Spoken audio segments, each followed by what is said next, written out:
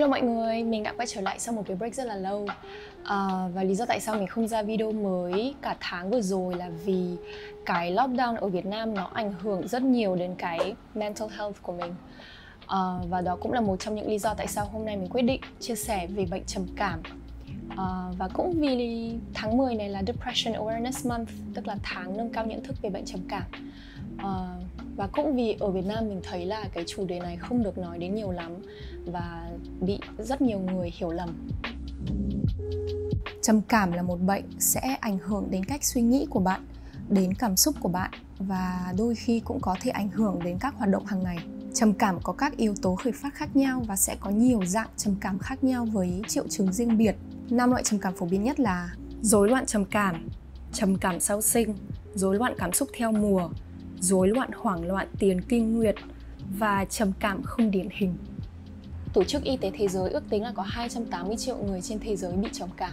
Mọi người có nguy cơ mắc bệnh trầm cảm cao hơn nếu họ đã trải qua một cái event nào đấy rất là căng thẳng trong cuộc sống, hoặc là nếu trong quá khứ họ đã bị mắc bệnh trầm cảm rồi. Một số yếu tố góp phần gây ra trầm cảm sẽ bao gồm di truyền, chất hóa học trong não hoặc là một số bệnh. Nhưng đôi khi bệnh trầm cảm sẽ phát triển kể cả khi mà không có nguyên nhân nào rõ ràng. Không phải ai trải qua bi kịch cũng sẽ bị mắc bệnh trầm cảm và không phải ai mắc bệnh trầm cảm cũng trầm cảm vì lý do bi kịch. Mặc dù một số triệu chứng phổ biến nhất sẽ là buồn bã, trống rỗng, mất hứng thú với các hoạt động hàng ngày, thiếu năng lượng hoặc là có ý định tự tử, nhưng điều quan trọng là mỗi người sẽ có trải nghiệm riêng của mình và mỗi người sẽ bị ảnh hưởng một cách khác nhau. Và cái này dẫn mình đến cái point tiếp theo và mình nghĩ nó rất là quan trọng là bệnh trầm cảm là một bệnh tiềm ẩn. Một sai lầm phổ biến là mình có thể thấy được ngay ai đang bị trầm cảm. Nhưng không phải cứ ai bị bệnh trầm cảm là sẽ trông rất là buồn. Mình nghĩ là do sự cái kỳ thị xung quanh cái chủ đề của mental health. Nhiều người sẽ che giấu cảm xúc thật của mình bằng cách vui vẻ, hòa đồng, đi chơi với người khác. Nhưng thực tế họ đang kiểu vật lộn với các triệu chứng của bệnh trầm cảm. Rất nhiều người vẫn có thể hoạt động một cách bình thường, đi làm, đi học, đi chơi. Và vì thế nên họ mới càng thuyết phục bản thân rằng trầm cảm của họ không tệ đến mức mà họ phải đi tìm kiếm sự giúp đỡ. Chính là tôi. Sống chung với bệnh trầm cảm là một điều rất là khó khăn, nhưng điều trị có thể cải thiện chất lượng cuộc sống của bạn. Ví dụ tập thể dục sẽ tăng các endorphin trong cơ thể của mình, tức là các hormone mà sẽ giúp cải thiện cái mood của mình, cái tâm trạng của mình. Nhưng nói thì dễ còn làm thì khó. Đặc biệt là khi mình đã bị rơi vào cái hoàn cảnh trầm cảm rồi và mình chả muốn làm gì khác ngoài việc nằm trên giường cả ngày. Và đó là lý do tại sao tâm lý trị liệu thường cũng sẽ rất là có ích. Và mình muốn nhắc các bạn rằng đi gặp bác sĩ tâm lý hoặc là muốn được giúp đỡ nếu bạn bị trầm cảm không phải là một dấu hiệu của sự yếu đuối. Mà ngược lại, mình nghĩ điều đó có nghĩa là bạn đã đủ dũng cảm để có thể đối mặt với bệnh của mình.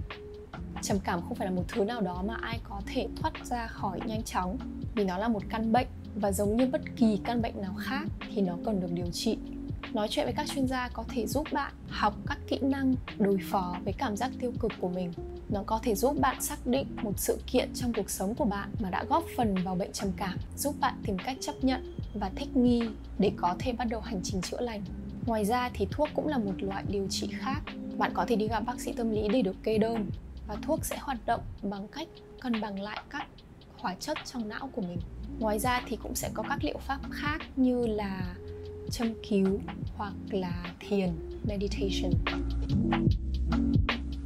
Nếu ai đó bạn biết mà luôn luôn tích cực hay là vui vẻ, tự dưng cởi mở với bạn về cái mental health của họ thì đừng bao giờ thu nhỏ cái trải nghiệm của họ bằng cách nói những câu như là làm sao mày mà trầm cảm được, mày luôn luôn vui vẻ, yêu đời mà. Vì điều đó sẽ khiến họ cảm thấy tồi tệ hơn và cô đơn hơn rất là nhiều.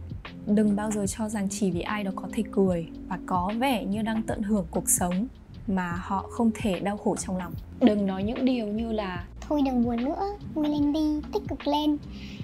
Vì điều đó là một kỳ vọng không hề thực tế. Nó chả khác gì nói câu nhìn màu đi với một người mù. Không có ai thích bị trầm cảm hết. Nếu họ có thể suy nghĩ tích cực thì họ đã làm thế rồi. Và đừng nói những câu như là người khác sống tồi tệ hơn mày, khổ hơn mày mà người ta vẫn vượt qua được mà. Vì điều này sẽ khiến họ cảm thấy tội lỗi và vô giá trị. mọi người thường nhận thức được một cách logic là trong cuộc sống của họ có rất là nhiều thứ tốt đẹp, nhưng bệnh trầm cảm ảnh hưởng đến não và sẽ biến dạng cái cách suy nghĩ của họ, và họ sẽ không thực sự trải nghiệm được cái cảm giác biết ơn đó. Nói chung là có rất là nhiều cách để hỗ trợ những người thân mà bị trầm cảm. Và điều quan trọng nhất là lắng nghe và không phán xét. Hãy cho họ cảm thấy là họ an toàn khi ở bên bạn. Hãy cho họ biết là họ có thể tin tưởng vào bạn. Và hãy nhắc nhở họ là họ là một người quan trọng đối với bạn và họ được yêu thương. Ở Việt Nam, trầm cảm vẫn là một chủ đề thường bị mọi người, nhất là các thế hệ già, hiểu nhầm. Rất nhiều người vẫn không coi nó là một bệnh, hoặc họ cho rằng các thế hệ trẻ đang tạo vấn đề ra vì kiểu thừa thời gian hay sao ấy. Basically kiểu Sớm quá hóa rồ. họ cho rằng nếu bạn được đáp ứng các nhu cầu sinh lý cơ bản, nếu bạn có nhà cửa, nếu bạn có một cuộc sống ổn định, với công việc ổn định, có gia đình, có bạn bè, thì làm sao mà phải khổ sở.